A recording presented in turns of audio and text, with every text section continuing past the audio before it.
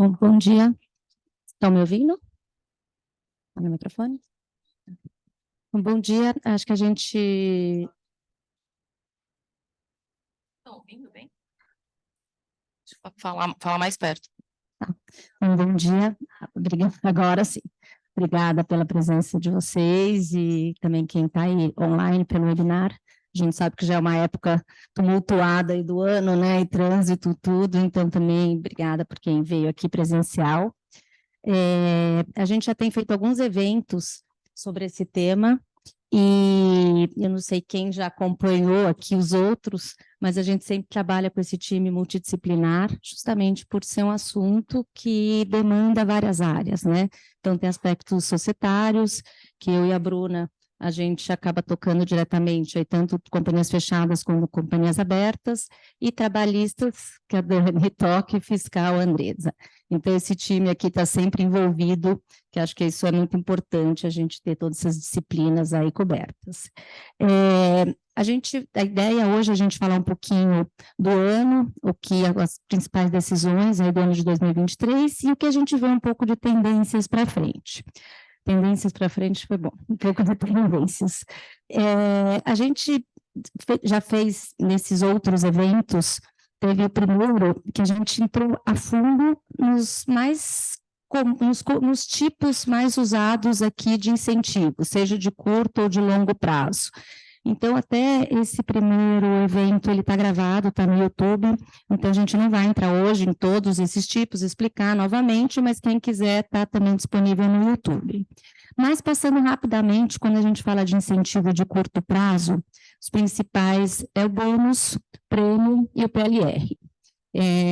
Eles têm natureza remuneratória e são tributados como tal.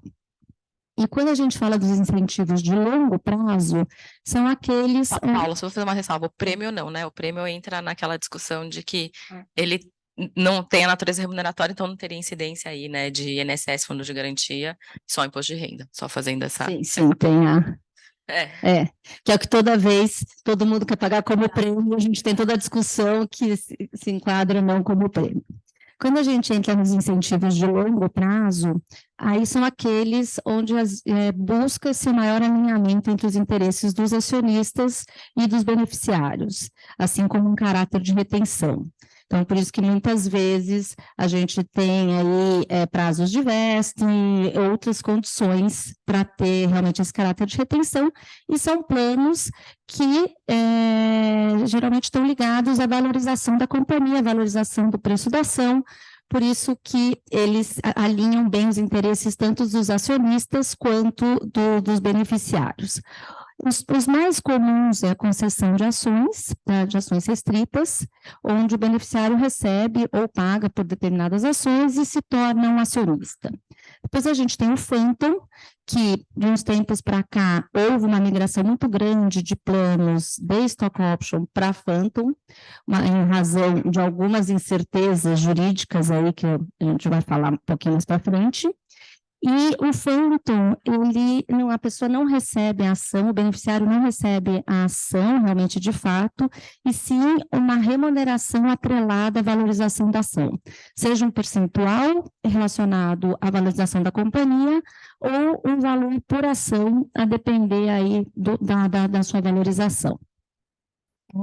E, por fim, que é mais conhecido e que traz mais discussão e o que a gente mais gosta no fim do dia por causa disso, que é o stock option, que é realmente a opção de compra de ações.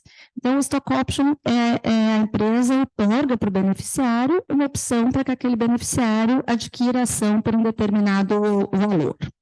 E aí que vem todas as discussões, seja se esse plano tem um caráter remuneratório mercantil, o impacto do ponto de vista fiscal é muito grande, a diferença da tributação para o beneficiário e para a companhia, sendo caráter mercantil remuneratório, é muito grande, então essa discussão acaba gerando aí muitos desdobramentos, e tem muita insegurança, porque atualmente é pouquíssimo regrado no Brasil. Então, a gente tem 2 incisos na lei das SA, e as decisões aí, seja do CARF, decisões trabalhistas a respeito.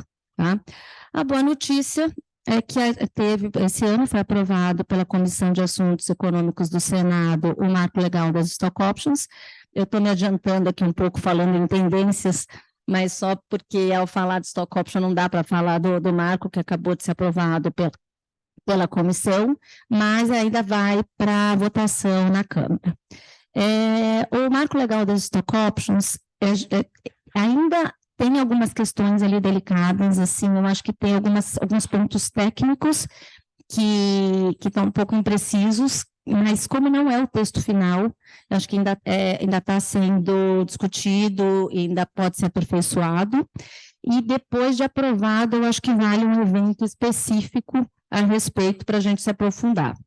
Mas, de qualquer jeito, o que a gente já vislumbra é que, com a aprovação desse marco legal dos stock options, a gente vai ter uma migração agora para planos de stock option. Então, essa migração que a gente teve no passado para Phantom, a gente vislumbra que agora, após a aprovação do marco legal, que a gente passa a ter para os stock options. Por quê? Justamente porque a gente vai ter mais segurança jurídica para esse tipo de incentivo, tendo uma lei específica, né?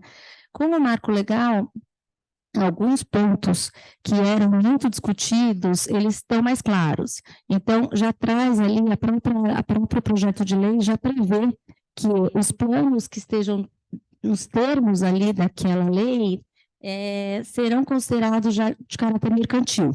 Então, assim, com isso a gente já reduz muito a quantidade de discussões ali a respeito. Depois, uma discussão muito frequente é de quem pode ser beneficiário de um stock option. Hoje a gente tem um inciso da lei das SA que fala de pessoa natural. Então, a gente entende já que o stock option é só para pessoa natural, mas o marco legal já traz isso expresso, que os beneficiários devem ser pessoas naturais, mas até um ponto que eu estava conversando com a Dani há pouco, já prevê a possibilidade de terceirizados. Então, abre um caminho aí para terceirizados. Quando ele fala em terceirizados, aí a gente pode pensar na pessoa natural que presta serviço por meio de uma empresa, seja PJ, seja uma empresa grande, né, seja a PJ, que a gente, né, costuma falar, ou seja uma empresa grande que fornece mão de obra. Então, ele dá brecha aí, né, para essa interpretação. Fala em colaboradores, em geral, que prestem serviços, então ele deixa mais amplo aí a interpretação, que pode dar margem, claro, sujeito ainda a depois passar lá na discussão no judiciário, mas ele daria uma margem aí para a gente considerar que, então, uma pessoa física que trabalhe por meio de uma empresa prestadora de serviço terceirizada teria direito também de ser beneficiária ali do plano, né, de stock option. Traz algumas clarezas aí, alguns pontos que hoje em dia são muito discutidos, né? O marco legal também traz alguns pontos aí que são intrínsecos dos próprios planos, então prevê realmente que deve ter a outorga de uma opção de compra, prazo de vesting, que é aquele prazo de carência para o exercício, e também a questão da existência de um preço de exercício que deve ser pago para aquisição das ações. E também o marco prevê a questão da onerosidade, que é um dos elementos que a própria jurisprudência já trouxe, ou seja, um plano, mesmo atualmente, um dos elementos a serem observados pelos planos de stock option para serem considerados de caráter mercantil é justamente a onerosidade, e o marco legal reforça isso. Por outro lado, ao falar de preço, prevê que não é necessário que seja um preço de mercado, podendo ter realmente um benefício aí para aquele beneficiário que vai receber essa opção de compra. Então, a gente vê alguns avanços, a gente vê alguns pontos que são realmente favoráveis, algumas discussões que vão ser mitigadas, mas ainda tem algumas questõezinhas realmente técnicas que a gente espera que sejam ajustadas até a aprovação final, e aí que vale a gente realmente se aprofundar. Um último ponto, antes de eu passar até para a retrospectiva, que eu já inverti a ordem aqui, comecei a falar um pouco de tendências, é que o próprio marco também prevê a possibilidade de outorga de opção de compra de cotas, o que foi sempre uma discussão muito grande, mas que apesar de estar previsto lá, e se for realmente aprovado com esse texto, não tem uma discussão que é possível a gente ter um stock option numa limitada, a gente ainda cai em outras questões aqui que decorrem da própria natureza da sociedade limitada. Então, o preço da cota, a forma de emissão de novas cotas e tudo mais. Então, assim...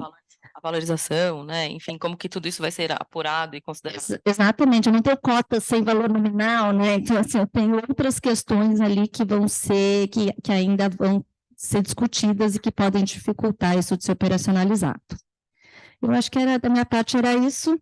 Agora acho que vamos falar um pouquinho aí do passado, do ano. Eu queria só aproveitar para fazer um convite para todos vocês que estão aqui presencialmente, para também quem está nos acompanhando online, para ficarem à vontade, tá, pessoal, para participar. Por favor, tragam seus inputs.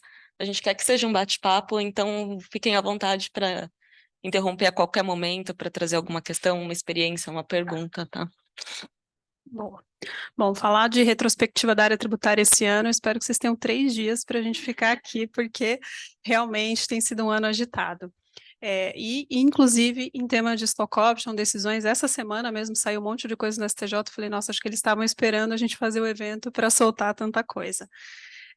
Acho que a gente tem que dividir aqui a discussão de stock option na esfera administrativa e na esfera judicial, que eles têm caminhado ali um pouco, né, de mão dadas, a esfera judicial um pouco atrasada, e graças a Deus mais favorável aos contribuintes, com uma perspectiva melhor, mas as duas esferas têm andado assim um pouco separadamente. Primeiro, só vamos lembrar a controvérsia, a Paula falou um pouco, né, de caráter mercantil, isso talvez o marco legal resolva para a gente e traga isso, mas só para quem às vezes não está tanto acompanhando o tema, quando a gente fala de um plano de remuneração baseado em ações, e principalmente stock option, porque o plano de Phantom, a gente já, né, tem uma natureza remuneratória embutida, já que é meramente, né, um pagamento atrelado em ações, então a gente não discute isso muito para o Phantom, mesmo para ações restritas, né, que a gente acaba dando de graça a ação para o beneficiário, na maior parte dos planos, né, os planos são muito flexíveis, então a gente acaba falando um pouco assim da regra geral dos planos, mas todos eles têm adaptações e cada um funciona de um jeito. Então, no plano de ações restritas, geralmente, a ação também é dada de graça, e aí nada mais é do que uma forma de remuneração, né, eu pagar um salário para o funcionário ou pagar uma ação restrita né, praticamente a mesma coisa, então a gente não discute muito para esses planos que a gente tem a atribuição de um valor atrelado em ações ou mesmo as ações diretamente. Mas no stock option, a discussão é mais complexa. Por quê? Porque o beneficiário tem uma opção de adquirir a ação em um determinado momento, atendidas determinadas condições, ele adquire a ação, e na maior parte dos planos ele fica com aquela ação e vai vender em um determinado momento. Para a companhia aberta ele vende no mercado, às vezes, né, prevê um lock-up, né, Bruna, uma restrição no tempo, mas ele vende no mercado, ou para companhias fechadas ele vende no evento de liquidez, né? O objetivo do stock option é trazer o funcionário, o colaborador, o diretor para o quadro de acionistas e ele ter um par e passo ali com os acionistas e ter um ganho, né, nesses momentos. Então, por conta dessa característica, o que os contribuintes sempre tentaram alegar, né, muito bem assessorados por advogados aqui como a gente, dizem o seguinte, olha, o plano de stock option ele não é um plano remuneratório, eu não estou remunerando o trabalho, né, do funcionário propriamente. O ganho que ele recebe é um ganho de mercado, quando vende, seja na bolsa, seja para um outro acionista, seja num IPO, o ganho é de mercado, então o incentivo, o benefício que ele tem não deve ser tratado como remuneração. Ao passo que o fisco sempre diz, olha, não quero saber desse assunto, para o beneficiário adquirir essa ação, naturalmente, ele tem algum benefício, senão ele adquiriria no mercado, quando a gente está falando de companhia aberta, né, ou ele não adquiriria no caso de companhia fechada, se for um preço muito elevado, se ele não tiver algum desconto, algum benefício, algum incentivo que seja, não faria sentido para ele adquirir. Então, que a perspectiva, né, da Fazenda, da Receita Federal isso nada mais é do que uma remuneração variável, né? Tem um risco embutido, mas isso é característica da remuneração variável, então os planos têm caráter remuneratório.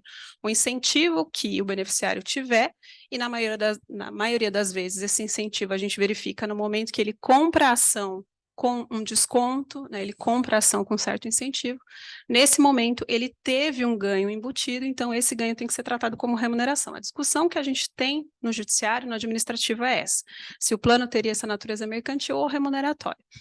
No CARF, como é que esse tema caminhou?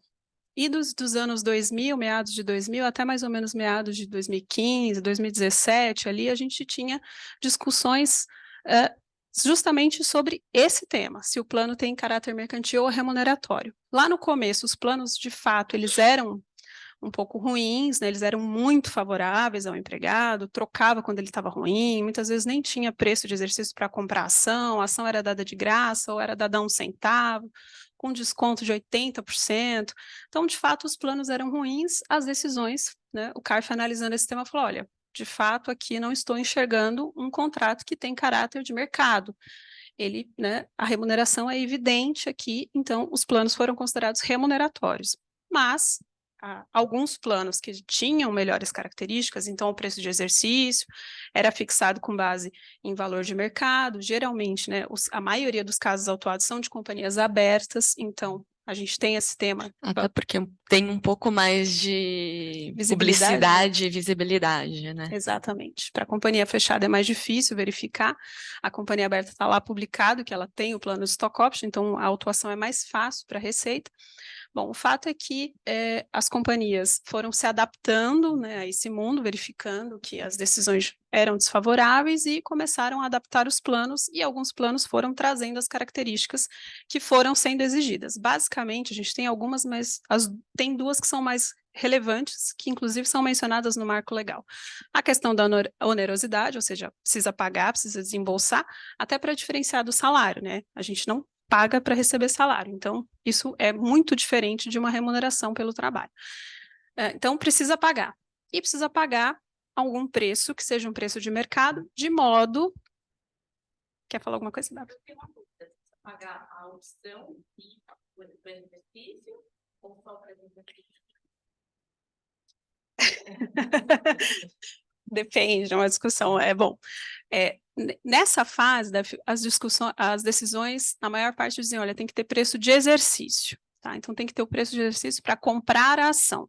Não se discutia muito a questão da opção, aceitava-se muito tranquilamente que a opção era dada de graça, né? Mas o preço de exercício, sim, esse teria que ser pago a um valor de mercado e ele seria fixado na data que eu fiz o plano. E aí, como a gente geralmente tem um prazo, né, para o beneficiário exercer essa opção e adquirir a ação ou algumas condições, o que se espera é que a companhia vai crescer e na hora que ele for de fato comprar essa ação está mais cara do que quando eu fixei esse preço lá atrás, então tem um benefício para ele, né? Isso justifica o plano, faz com que tenha sentido para o beneficiário, inclusive, adquirir a ação.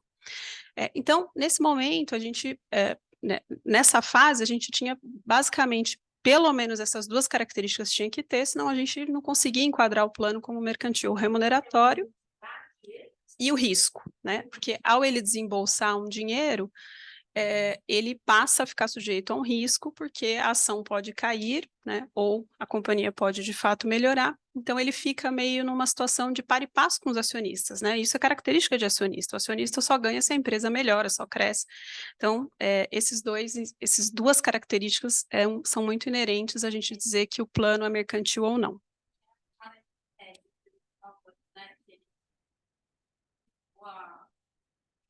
Exato. Versus o valor de mercado, exatamente. E é muito interessante esse ponto que você comentou, é perfeito, porque a maioria das autuações vem nesse sentido, então dizendo, olha, se tem uma remuneração, o que a Receita pensa? Fala, olha, eu sei que o ganho do beneficiário é do mercado, então a hora que ele vender a ação, de fato ele tem um ganho de capital, eu não discuto que isso não é remuneração. O que eu discuto que é remuneração é no momento que ele compra com desconto, esse deságio que é tributado. E isso é super interessante porque tem algumas autuações que o fisco tentou autuar outra coisa, como, por exemplo, vir autuar a opção dada de graça, né? Ou falar, olha, ainda que ele não tenha adquirido a ação, se preencheu as condições, ele já teria um benefício, foi lá e autuou, né, cobrando contribuição previdenciária e tal. E esses casos são os favoráveis, né, porque meio que ele autuou errado. Conseguiríamos reverter, mas não por conta do mérito do plano, e sim, né, pela autuação e num momento, ou cobrando algo que o CARF entendeu que não era o mais adequado.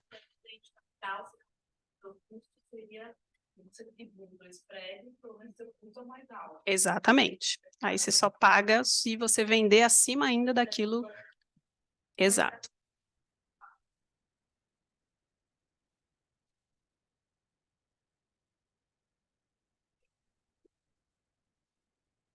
Exatamente. E vou até Exatamente. aproveitar a sua colocação para falar de uma das perguntas que a gente teve online aqui, que é com relação a quando a ação cai. Aí você vai ter, claro, você continua com essa opção? Continua. Economicamente faz sentido? Não faz. Então, muito provavelmente, O beneficiário não o exerce. beneficiário não vai ter um exercício disso.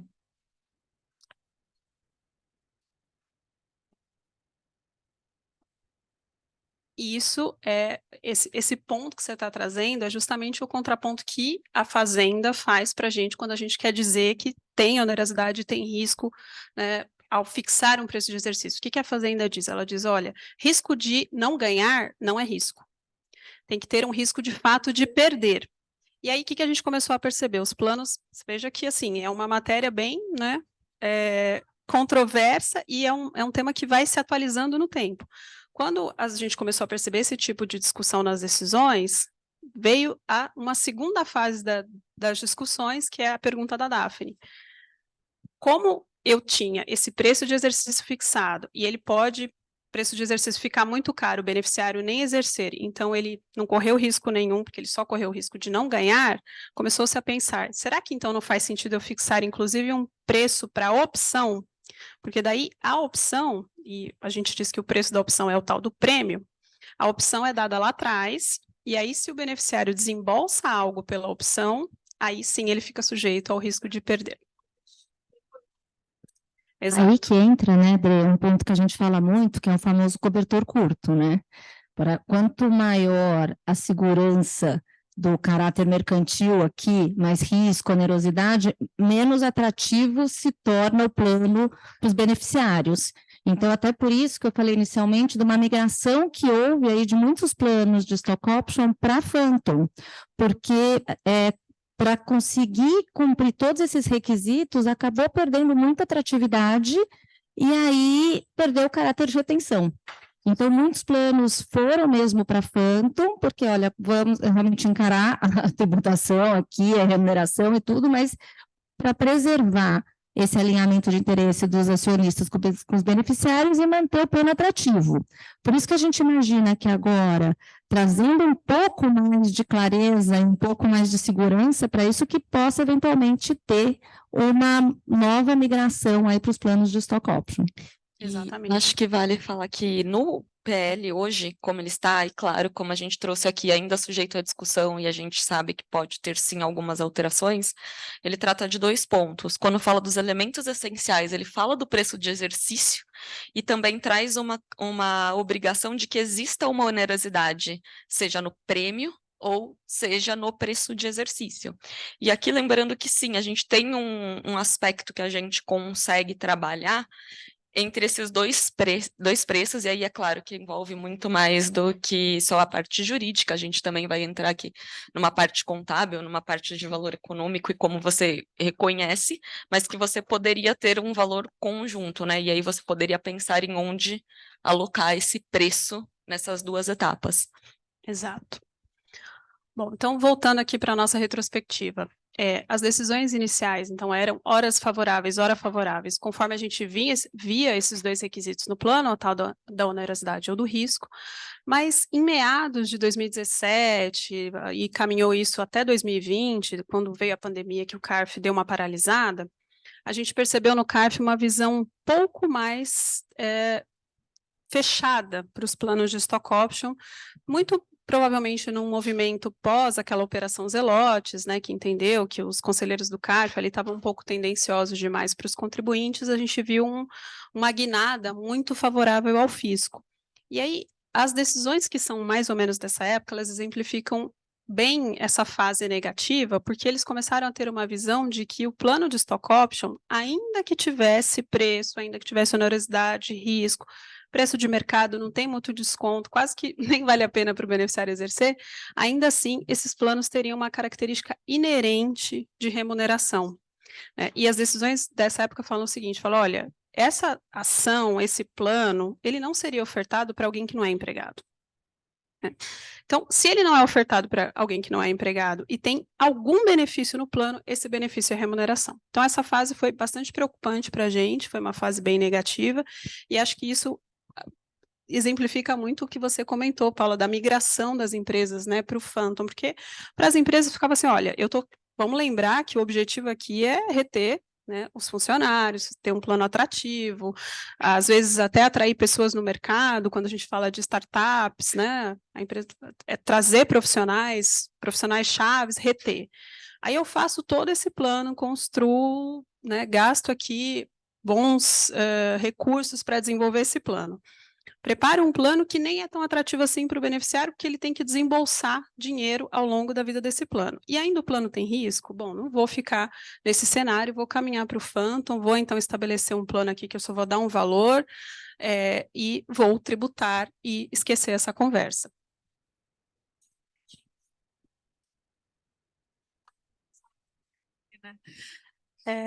Você falando dessa parte da onerosidade, quer dizer, ele tem que participar, né, do modelo. O modelo de matching conta como um sistema oneroso, ou seja, eu tenho que colocar um para eu receber um, isso vale? Vale, depende muito das características do matching, né? Porque o que a gente percebe, assim, só para quem não conhece muito o matching, significa basicamente o plano que ela acabou de descrever. O beneficiário compra uma ação e ganha outra, às vezes ele compra duas e ganha uma, né? Varia muito conforme a qualidade do plano. Se, eventualmente, a concessão dessa ação não significar que ele teve um desconto muito relevante, então, aí a gente consegue tentar enquadrar o matching como um plano mercantil. Ou, para companhias um pouco mais conservadoras, o que às vezes a gente faz é tratar a parte da ação que o beneficiário comprou como mercantil e a ação que é concedida de graça como remuneração. Aí a parte do matching, ou seja, a ação que ele ganha, seria transitaria em folha e seria tributada. Então, mas são modelos, né? Então, tem discussão em cima disso. Ele fica prejudicado na hora da gente falar do valor, né, do preço, porque como, diferente do que está no marco legal, o preço ele não pode ter um desconto, né, tem que ser, não pode ser algo que fique irrisório. Então, se o matching no final, ele dilui demais esse preço, aí a gente tem um risco. Então, um matching 1 para 1, né? 1 para 1, por exemplo. Uma e ganha uma, significa que você teve um desconto de 50% na prática. Então, isso acaba prejudicando um pouco essa argumentação.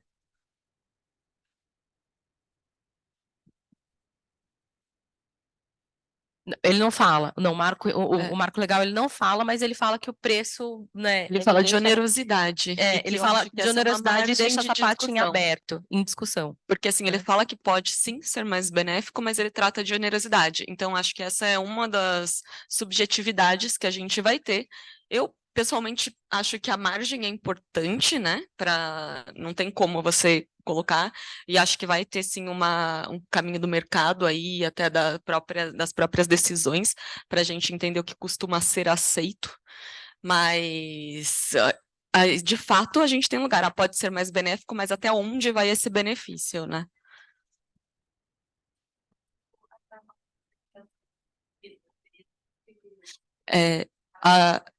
Ela perguntou aqui, pessoal, sobre a outorga de ações restritas. As ações restritas, elas são sempre remuneração, mas estou aqui me intrometendo. Se na maioria dos planos elas são dadas de graça, se elas forem dadas de graça, sim, elas seriam consideradas como remuneração. O que a gente tem uma discussão, né? Nossa, é maravilhoso ser do tributário, porque sempre tem alguma coisa para discutir. O que a gente discute muito da ação restrita é em que momento eu deveria tributar isso, né? Porque quando eu dou a ação, ela tem tantas restrições que é como se ainda não fosse propriamente dono, mas, por outro lado, em alguns planos, ele já é dono a ponto de receber dividendos. Então, a gente discute muito isso, né, o momento, no caso das ações restritas, mas se ela for dada de graça, remuneração ela é. Bom, aí a gente veio, né, nessa toada aí tão negativa que eu estava comentando com vocês, meados de 2020. Em 2021 e 2022, a gente teve uma retomada da esperança, né, em termos de stock option, porque a gente teve duas decisões favoráveis do CARF, né, voltando para aquela fase em que ele olhava para o plano. Então, não partia do pressuposto que era uma remuneração, ele ia olhar e falar, não, deixa eu analisar se esse plano tem ou não tem características de ser um plano mercantil ou não, e a gente teve duas decisões em que o plano tinha, né, o básico aqui que a gente está conversando, que é ter preço de exercício, e as decisões foram favoráveis. o que aconteceu depois de 2022? Vocês devem todos ter acompanhado na imprensa que a gente teve um pouco de um retrocesso ali no CARF, né, com a volta do voto de qualidade e a troca da presidência. E a presidência que está lá no CARF hoje tem um viés um pouco mais fiscalista do que a presidência anterior, e isso já refletiu nas decisões, infelizmente. As decisões de 2023, a gente teve alguns casos julgados, e esses casos são desfavoráveis ao contribuinte. O mais representativo deles, que você vê que é um plano bem construído, ele foi julgado justamente por voto de qualidade, né? Então, mostrando que o voto de qualidade tem força. Apesar desse viés um pouco negativo que a gente está lá no CARF, né, a nossa expectativa, a tendência é, de fato, a gente continuar tendo decisões não tão favoráveis ao contribuinte, a gente tem uma certa esperança no judiciário. Por quê? A matéria não parou no CARF, né? Os contribuintes não vão desistir desse tema, porque de fato é um tema rico em discussão, controverso, não dá para a gente simplesmente assumir que todo plano é remuneratório, porque tem certas características que são muito diferentes de um contrato de trabalho, então a gente precisa discutir esse tema. Os contribuintes foram então para o judiciário, alguns até, para comentar com vocês, né, da perspectiva de empresa, às vezes para algumas empresas faz sentido antecipar a discussão, porque não quer ficar sujeito à multa. Tem uma questão importante aqui, que os planos, a gente não tem só a contribuição previdenciária para discutir, né, os encargos sobre folha. A gente também tem o imposto de renda, porque se eu estivesse falando de uma remuneração, o imposto de renda na fonte é devido, e esse imposto é da pessoa física, do beneficiário. E o fisco, muito inteligentemente, fazendo um movimento, talvez, para pressionar as empresas a discutirem isso, ou pagarem, né, e parar de discutir plano de stock option, eles começaram a autuar os executivos cobrando o imposto de renda, já que, como, né, o imposto é do beneficiário, passou a data da entrega da declaração, ele que deveria ter informado isso na declaração, não informou, o tributo é dele, a Receita começou a autuar os beneficiários, e isso fez com que o mercado se agitasse ainda mais, né? Já que para o beneficiário, penso o seguinte, ele recebeu um incentivo da empresa para permanecer na empresa, aí passa um tempo, 5 anos do que ele recebeu o incentivo, ele recebe uma autuação generosa, cobrando 5 anos para trás, com multa, juros, não é interessante, né? Então, às vezes, a gente vê, inclusive, casos indo para o judiciário, dos próprios executivos se voluntariando para não correr o risco da multa. E no judiciário, como é que está a discussão? A maior parte das decisões são do Tribunal Regional da Terceira Região de São Paulo. A maioria das decisões eram favoráveis, quase todas, analisando então os casos, uma perspectiva bem menos fiscalista do que o CARF, dizendo, olha, o plano não tem características inerentes de remuneração, vou olhar para ele, se tem onerosidade e risco, esse plano é mercantil, não tem nem incidência de contribuição previdenciária, nem IR-fonte, a depender do caso que está discutindo ali. Mas a gente começou a ter, em meados de 2020, 19, 20, a gente começou a ter algumas decisões desfavoráveis, despontando, se eu não me engano, é a 6ª turma do Tribunal de São Paulo, que começou a emitir algumas decisões desfavoráveis. O que essas decisões dizem? Fala, olha, o fato de ter risco não quer dizer nada. Risco é inerente a uma remuneração variável. Nesses casos, o tribunal entendeu, o plano de stock option é uma espécie de remuneração variável, então deveria ser tratado como tal, e a tributação correspondente, contribuição previdenciária e IR-fonte deveriam ser recolhidos. Essas decisões ainda não são maioria, a maioria das decisões ainda são favoráveis, mas a gente tem, né, isso muito claro ali, que tem uma certa turma que está divergindo e alguns casos têm sido desfavoráveis para os contribuintes. Isso tudo fez com que a matéria fosse subindo e a gente chegou ao STJ. E o STJ tem algumas decisões monocráticas sobre o tema, mas essa semana a gente teve 3 casos sendo analisados e admitidos para serem julgados naquela sistemática do repetitivo, certo? Ana, você me corrige se eu falar alguma coisa errada aqui, a Ana, nossa especialista do contencioso, mas o repetitivo vai ser analisado justamente porque tem casos, são muitos casos, a matéria é relevante, e se for emitida uma decisão nessa sistemática de julgamento de repetitivo, ela vincula, né, os demais tribunais a partir de então. Então, esse tema ficou mais quente do que nunca, né? Os contribuintes tinham uma certa preocupação dos casos chegarem no STJ e serem né, admitidos para ser julgados dessa forma, como, né, um caso que tem uma repercussão maior, porque ao ser o caso ser admitido para ser julgado dessa forma, isso chama muito a atenção da Fazenda. A Fazenda vai ficar muito atenta, né, para discutir isso, e dá para perceber lá que a discussão no STJ vai ser justamente se os planos têm ou não têm a possibilidade de serem encarados como um contrato mercantil, ou se eles seriam eminentemente remuneratórios. E a gente está um pouco preocupado, né, como que o STJ vai analisar isso, já que o STJ não analisa fatos, né, então, como é que isso vai ser ali no STJ?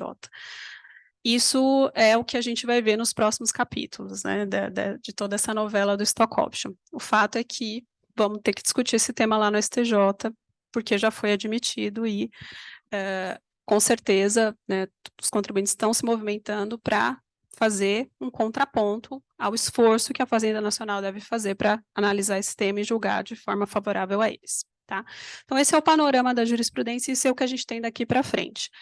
No CARF, a tendência é negativa, no STJ, o tema está em aberto e, com certeza, acho que a gente vai ter muita discussão ainda pela frente para tentar ter pelo menos uma decisão dizendo, olha, o plano pode ter caráter mercantil ou não, vai depender das características, e é isso que a gente quer, né? Talvez o marco legal, inclusive, nos ajude, né, Paulo? Porque daí ele vai encerrar a discussão, porque vai dizer, não, tem caráter mercantil, existe o caráter mercantil.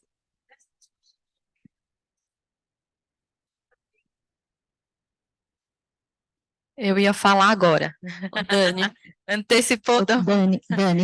Parece que a gente combinou que ela fazia as perguntas ali para a gente. Deixa a sua pergunta. Eu vou Só repetir. só para quem está online, ela perguntou da questão dos aspectos trabalhistas, né? Milagrosamente, na questão trabalhista, as decisões são melhores, são mais favoráveis. Eu até levanto os braços para o céu. Então, assim, elas tendem, né, as decisões, historicamente, não só recente, elas tendem, porque elas vão menos a fundo na discussão. Exatamente. Então, assim, eles vão menos a fundo, mas, obviamente, eles levam em consideração a questão da gratuidade, né, ou versus onerosidade e risco. Só que eles não entram no mérito, era só R$1, né? Estou aqui, obviamente, sendo só ilustrando, mas era um valor irrisório, era um valor ínfimo. Eles não, mas ainda assim tinha um valor, então tinha onerosidade, e aí eles validam a característica mercantil desses planos. Então, tem algumas decisões favoráveis, obviamente, mas massivamente as decisões são mais favoráveis quando essas características são de fato demonstradas, tá?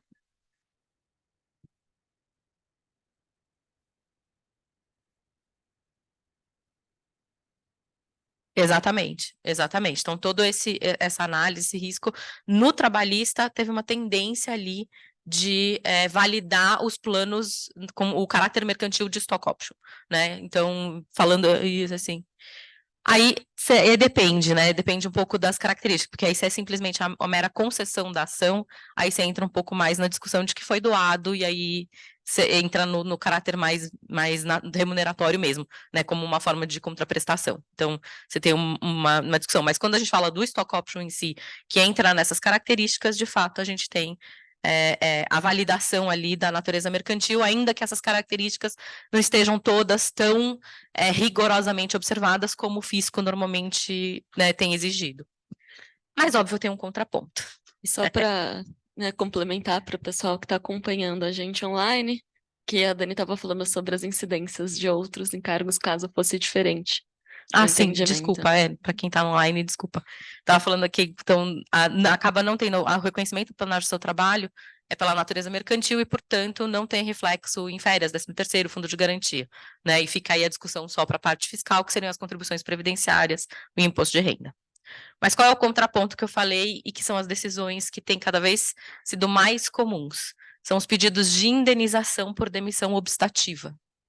Então, o que acontece? O empregado tem lá, recebeu os planos de stock option, tem direito a receber, os planos têm lá o período de vesting, só que se a pessoa é demitida sem justa causa, essa demissão tem sido entendida como uma condição potestativa, portanto ilegal, e aí é entendido que ele tem direito a receber uma indenização compensatória, né, do valor que seria correspondente ali proporcional ao que ele teria direito, né? Então, é entendido que o valor na verdade, que a demissão sem justa causa, e aí eles deixam muito claro, diferente se for um pedido de demissão ou uma demissão por justa causa motivada, porque aí você, de fato, tem uma justificativa para cancelar, né? Porque o que normalmente os planos prevêem? Que quando você tem um desligamento, aquelas ações que não estão vestidas são extintas automaticamente. E quando isso é previsto nos casos de demissão sem justa causa, os tribunais, inclusive o TST, já com decisão do próprio TST, entendeu que não, que isso é uma condição potestativa, ilegal, e, portanto, ele tem direito de receber uma indenização compensatória.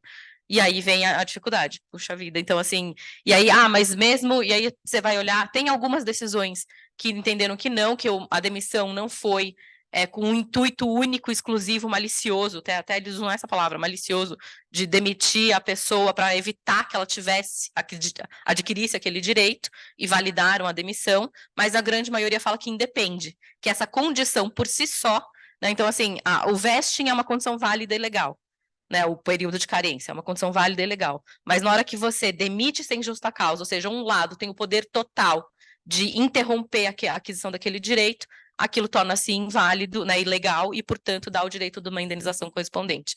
E aí a discussão vem do valor, se esse valor vai ser...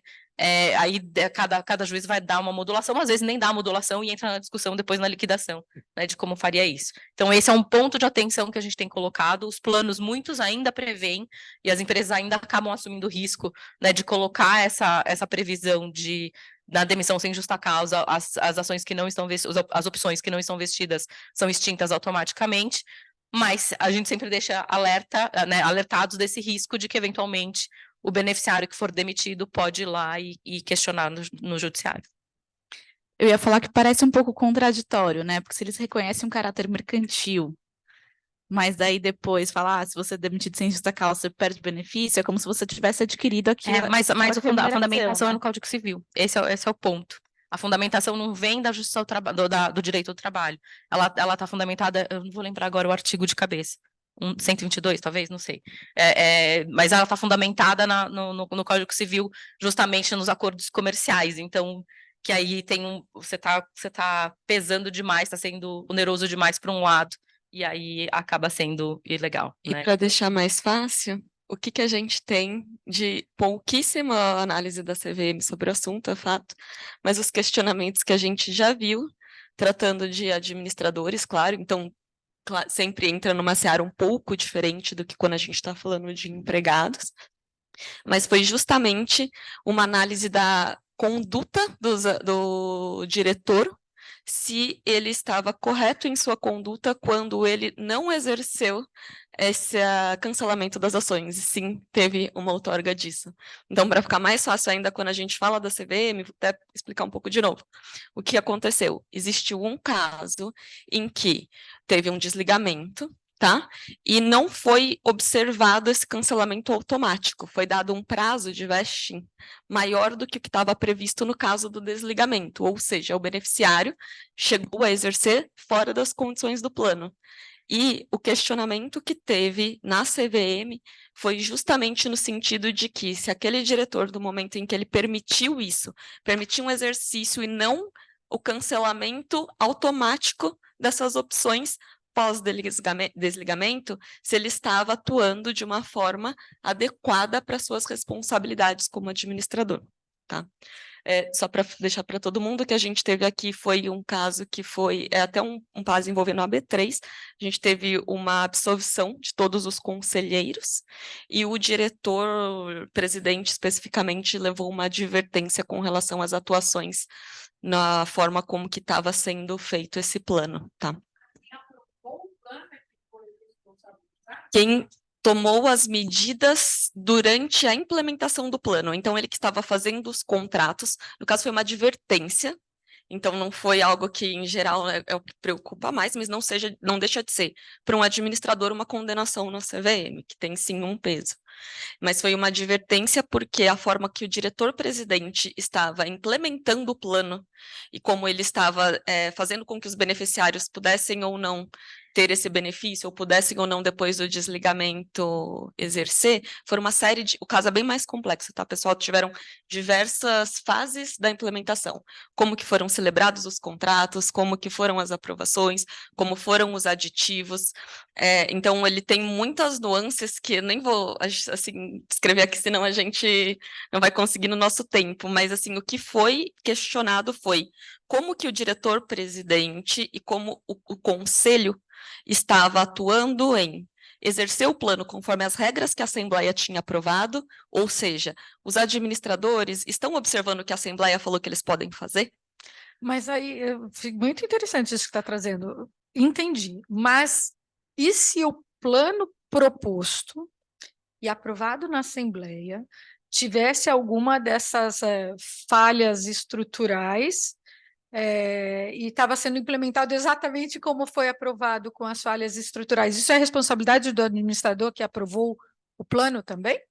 Não, porque a aprovação vai ser na Assembleia. E, inclusive, uma das coisas que a gente traz agora no marco é que isso ficou muito mais claro, já era na lei das SAs, mas ainda quando a gente tem planos que às vezes você sai um pouquinho do que é o SOP, então existia sempre uma questão, mas como eu não estou fazendo exatamente do jeito que está na lei, preciso ir na Assembleia? Sim, precisamos ir na Assembleia. E, inclusive, porque a gente tem uma regra da CVM específica que fala para que você não precise observar as regras de aprovação de negociação com ações da própria companhia, que tem uma série de outras regras, inclusive prazo de liquidação. Ou seja, se aprova e você tem só 180 dias para implementar, o que é totalmente incompatível com um plano dessa natureza, você vai precisar passar pela Assembleia e ter previsto no plano quais que são os critérios de valor que você vai usar para isso, da ação, tá? Então, entra um pouco no nosso aqui. Normalmente ele já está, mas precisa estar no plano. Muitas vezes isso vem só no programa, o que dá uma margem para você interpretar se você estaria nessa exceção da regra. Tá? Mas, mas só para complementar e sem querer trazer, o que a gente tem aqui em linhas gerais que é muito importante na hora de formular o plano? Normalmente, a gente traz sim algumas previsões de dar uma flexibilidade, e é muito importante que isso esteja muito claro e que a redação seja bem pensada para você ter esse espaço sem expor os administradores a algo que eles estão fazendo sem autorização da Assembleia, no seguinte sentido. Então, muitas vezes a gente tem aquelas regras gerais de como o conselho vai poder administrar o plano, mas a gente traz regras já fechadas no plano sem trazer muita possibilidade de rever. É claro que o conselho vai ter que sempre estar pelas diretrizes, mas no caso do desligamento, por exemplo, é importante que a gente tenha uma previsão já autorizada pela Assembleia de que o conselho poderá decidir, quando o interesse da companhia fizer com que seja necessário, que outras regras de desligamento sejam aplicadas. Tá? Ô, Bruno, desculpa, só um complemento rápido. Acho que o ponto principal é isso, né? É que é sempre no melhor interesse da companhia. Então, os administradores vão ter que sempre justificar que qualquer ação é no melhor interesse da companhia. Eu acho que a minha dúvida era essa. No fundo, no documento, porque geralmente tem aquela cláusula, até quando a companhia é aberta lá fora, que o committee, o Compensation Committee tem discricionariedade para fazer tudo. Então, acho que a minha pergunta é, nesse caso da B3, eu não tinha essas cláusulas, é isso? Para ter chegado nesse ponto dessa discussão? Assim, a gente tem aqui no Brasil, todos os planos são importados aqui. Exato. Né? Já tem até algum tempo que eles vieram para cá, desde a década de 80 que eles começaram a vir para cá, mas agora que a gente está finalmente caminhando para ter algo que seja um pouco menos prática e um pouco mais regulado com relação a esses planos, né? Mas o que se difere um pouco do que a gente tem aqui, tá? Em geral, quando a gente vê fora, você tem mesmo essa gama da administração. Acho que tem alguns aspectos para a gente considerar. Que no Brasil a gente tem uma Assembleia que é um pouco mais atuante, então tem uma série de coisas que a gente depende dos acionistas aprovarem, até porque, como regra, as estruturas nossas são diferentes aqui das nossas empresas, e de forma de aprovação, de forma de capital, é muito difícil você ter algo tão disperso. E a gente tem a Assembleia como um órgão de poder de tudo. O que o marco traz agora para a gente, que vamos ver como vai ficar também, é que essas decisões são as das diretrizes e que, sim, vai caber aos órgãos da administração a forma como será feita a administração desse ponto. O que é importante quando a gente está dando essas aberturas é que as diretrizes que querem ser seguidas sejam também claras, ainda que de alguma forma subjetivas e amplas, porque aí sim você vai ter espaço na administração para ter uma decisão em que você tem um material de apoio, que você tem estudos e que você assegure aos administradores que eles tenham dados para mostrar que as decisões que eles tomaram tinham sim sentido e que elas estavam totalmente amparadas e por que aquilo faz sentido. Não foi uma liberalidade, tá? Obrigada. Eu acho que aqui vale o gancho para outra, que aí no fim é tendência, mas que a gente tem visto acontecer com cada vez mais, de uma forma mais recorrente, é a inclusão das cláusulas de clawback nesses documentos, né? Então, por conta de todo, acho que o ambiente que a gente tem vivido, as situações que têm acontecido mundialmente, que a gente tem visto cada vez mais uma discussão com relação à inclusão da cláusula de clawback. Para quem não sabe, né, a cláusula de clawback é aquela obrigação de devolução do valor do bônus, do incentivo, do stock option, ou seja lá qual for, ou de retenção, né, caso ele ainda não tenha liquidado ou recebido aquele valor, no caso de identificada uma prática ali dos administradores, né. Discussão. Cabe para empregado, para quem é seletista? Polêmica tremenda, tá? Tem uma discussão muito grande com relação a isso, não temos regulamentação, não temos jurisprudência suficiente, na hora que você vai olhar no seu trabalho, tem até uma decisão até relativamente antiga, falando que cabe clawback, mas eles estão usando de forma errada o clawback, estão tratando, na verdade, essas regras de cancelamento de opções em caso de desligamento como clawback, que não é bem o caso, né? Então tem uma distorção ali de interpretação, mas de fato a gente tem essa regra para que a instituição financeira tem uma regulamentação ali do Banco Central que traz um pouco dessa previsão alinhado, mas ainda assim é muito pouco regulamentado, muito pouco utilizado e dá margem para uma discussão tremenda. Qual que é a principal discussão e que aí envolve até normas de compliance, né? Porque você precisa ter uma investigação bem fundamentada, bem estruturada para comprovar a má prática, a fraude ou o ato cometido ali ou, enfim, a negligência, né, a omissão, enfim, que seja cometida pelo administrador, e aí sim, para que isso possa refletir. Então, quando a gente olha para. E aí, eu tive até do lado de compliance, né, junto com o pessoal de compliance, a gente fez algumas investigações onde essa cláusula a gente não conseguia aplicar, apesar de ter uma previsão, justamente porque não teve a investigação, ela deixava aquela nuance e, né, tá bom, tem ali, não é diretamente claro a responsabilidade do diretor, mas havia uma certa responsabilidade, como que você, então a coisa ficava num patamar que você não tinha muito claro olhando para a regra, porque a regra normalmente quando se coloca nesses planos é uma regra ampla e inespecífica, e aí o que efetivamente caberia e onde efetivamente caberia aí a aplicação dessa regra. Então, de fato, na discussão ficava uma polêmica muito grande, obviamente o diretor muito resistente em aceitar e acatar, obviamente, né, ter que devolver milhões de reais que ele recebeu, então, de fato, nesse caso específico, na prática, a gente acabou não aplicando, porque a gente viu que ia, no fim, chegar no judiciário e a discussão ia ser muito grande e ia haver uma exposição que, no fim, a empresa acabou não topando, falou, não, deixa assim, mas aí voltou para casa para a gente voltar e analisar, de fato, normas de clawback, como implementar e aí ter algo muito mais específico para poder implementar até na hora de exigir de volta aí esses valores. Então, essa é uma tendência que a gente vê mundialmente e aqui no Brasil tem cada vez mais aparecido, né, essa discussão e se exigido isso, seja na política, seja no plano do stock option, no contrato, enfim, em algum local ali, uma previsão específica com relação a isso. Só tirar uma dúvida, na verdade, de um ponto anterior, que a gente estava falando da eventual incidência de encargos previdenciários e imposto de renda.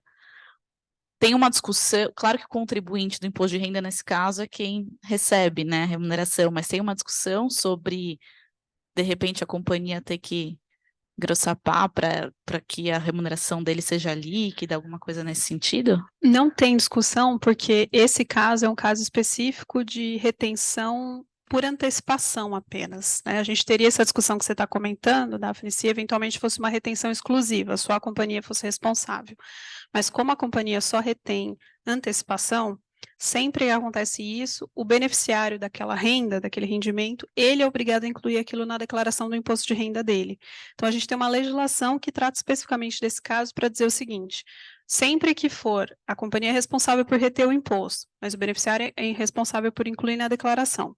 Se vem uma autuação antes da entrega da declaração, o que é muito difícil, né, porque teria alguns meses só para o fisco autuar, aí a companhia seria 100% responsável pelo imposto, pela multa, pelos juros. Mas se a autuação vem depois da data da entrega da declaração, aí o beneficiário deveria ter incluído na declaração do imposto de renda dele, ele não incluiu, afinal ele entendia que aquilo também não era salário, e aí ele é responsável pelo imposto, pela multa, pelos juros. A companhia também é responsável por alguma coisa, afinal ela deixou de reter, mas aí ela seria responsável só por uma multa e uns juros até a data da entrega da declaração. Então, assim, a responsabilidade da companhia fica mais limitada nesses casos, fica a cargo do beneficiário mesmo. O que é uma dificuldade, né? Porque afinal, da perspectiva dele, bom, eu não recebi salário, não está no meu informe de rendimentos, não vou incluir. Então, ele teria que tomar uma decisão difícil de ir lá incluir, né, só ele incluir aquilo na declaração dele. Então, é uma situação bem complexa mesmo. Exatamente. Não ia bater, provavelmente a companhia depois ia ser autuada pela multa pela falta de retenção. Estava falando da inconsistência, para o pessoal saber da questão do imposto. Se você fica preocupada com online, né, você está certo.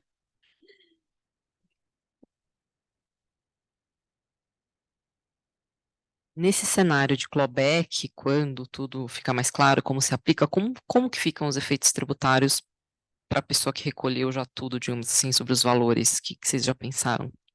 Nossa, Joana, não tem o que fazer, complexo, né? Porque os tributos já foram recolhidos. Acho dificilmente o fisco aceitaria um pedido de restituição desses tributos, já que, né, de fato, a renda, naquele momento, a renda foi recebida, pagamos os tributos. Se ele teve que devolver, foi um segundo evento, né? E aí, a que natureza também a companhia recebe isso de volta, né? São todos fatores que acho que a gente vai ter que começar a pensar daqui para frente, mas não tem, assim, uma resposta pronta. O fato é que os tributos que foram recolhidos no passado se perde mesmo. E também o clawback tem... Ai. Clawback. Clawback. O trava-línguas também. Ele também tem a questão da própria negociação com as próprias ações, que quando a gente fala de companhia aberta tem as regras específicas e até vedações. Então, a depender de quem for, a gente vai precisar entender, quando você tem entrega efetiva de ações, quando que isso vai estar permitido, quando a gente vai estar em uma situação que pode ser que você esteja em uma das questões que talvez você precise mandar para a Assembleia, como que vai fazer? Então, é algo que a gente também vai precisar pensar em como operacionalizar. Porque no final, depende muito, quando a gente está falando do clawback, ele pode ser bônus, ele pode ser um incentivo de longo prazo com opções, pode ser com ações, pode ser com... Enfim, ele pode ser de N formas. E cada forma vai ter um impacto, uma implicação, então, que vai ter que ser analisado e pensado. Por isso que, quando a inclusão da cláusula de clawback, da forma como vinha sendo feita, que é assim, coloca lá uma cláusula de clawback para exigir de volta e ponto. E aí a gente está vendo agora na prática, em alguns poucos casos que a gente já pegou de tentar colocar ela de pé, que não é tão simples assim, que aí falta regulamentação. Então, talvez precisasse na hora de implementar e colocar, já trazer pelo menos algumas regras com relação a isso, né? Porque aí quando você fala, por exemplo, justamente na questão da tributação, quem recebeu e vai ter que devolver, ele fala assim, mas eu não recebi 1 milhão, eu recebi 750 mil, porque teve o tributo. Então, eu não vou devolver 1 milhão, porque está me onerando, né? E aí, qual a discussão? Como que você entra no mérito? Então assim, às vezes, se você já deixa isso regrado no documento, no contrato, no plano, onde for, você já consegue sanar um pouco desses pontos de divergência que vão vir no momento de você executar a cláusula, né? Pessoal, eu sei que deu nosso horário, acho que a gente tem um assunto muito rico, como Como a Andressa até falou, vocês têm 3 dias para a gente ficar discutindo. Eu só queria lembrar um último ponto que eu não queria deixar de falar, que ele é, claro, é algo que para as companhias abertas tem mais impacto, mas para as fechadas também é muito importante, porque embora você tenha menos chance, menos exposição de questionamento, a regra não se diferencia, é da aprovação da remuneração dos administradores.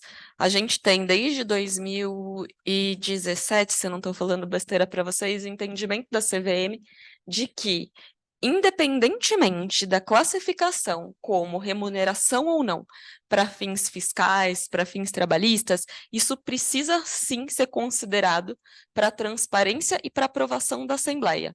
Então, quando a gente está falando de companhias abertas ou fechadas, isso precisa entrar na aprovação do global ou da remuneração, que passa pela Assembleia, tem que estar considerado naquele limite.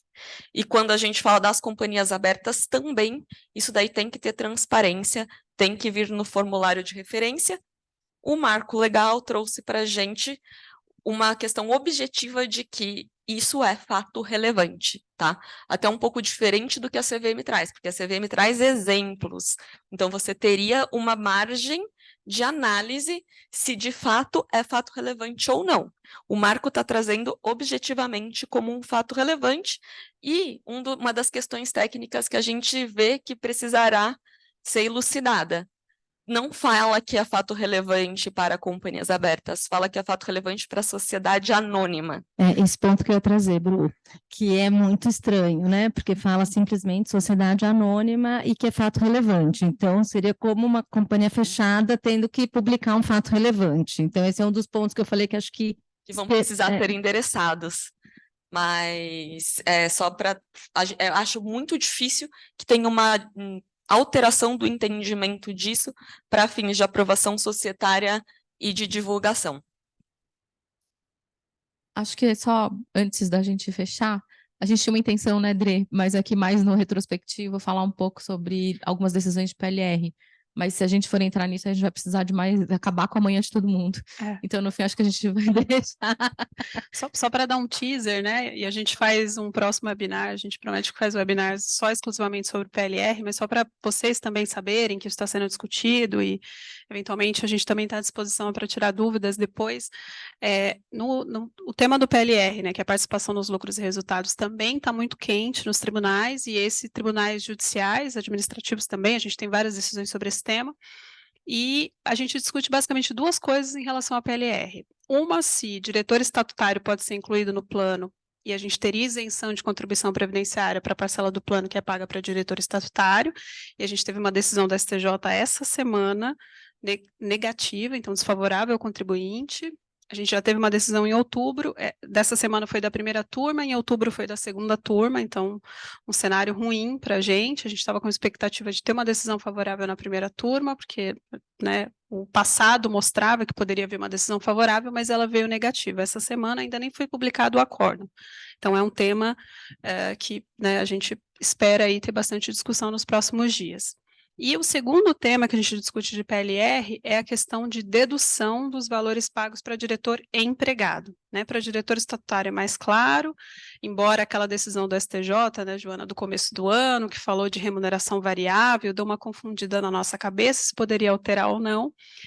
Para diretor estatutário é mais difícil, porque a gente tem uma previsão legal expressa dizendo que o pagamento não é dedutível.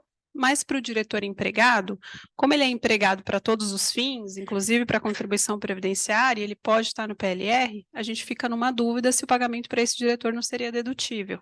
E o STJ também vai analisar esse tema, começou a analisar em outubro, o primeiro voto é favorável, então tem tudo para ser uma pauta quente.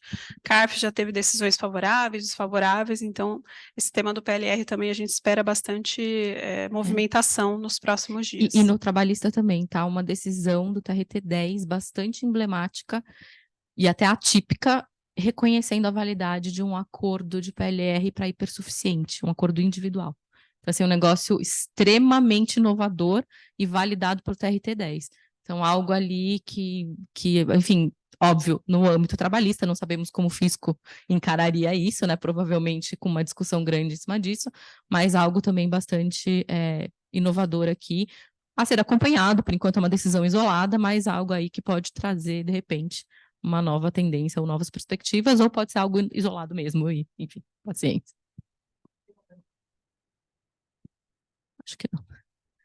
Mas é isso, gente. Mas de PLR a gente promete fazer um evento, acho que no começo do ano que vem, porque dá para aprofundar bastante também, senão a gente ia ficar aqui, né, mais 3 horas aqui falando. E fiquem à vontade, pessoal, se vocês tiverem outras dúvidas, perguntas que vocês queiram endereçar depois, sugestões, fiquem à vontade para nos acessar e a gente vai conversando. A gente ama esse tema, remuneração dos executivos. Esse grupo aqui, ó, vocês podem acessar a gente, porque é o nosso tema do coração. Exatamente. Queríamos agradecer a presença, a gente sabe da correria do dia a dia. Muito obrigada por estarem aqui, o pessoal do online também.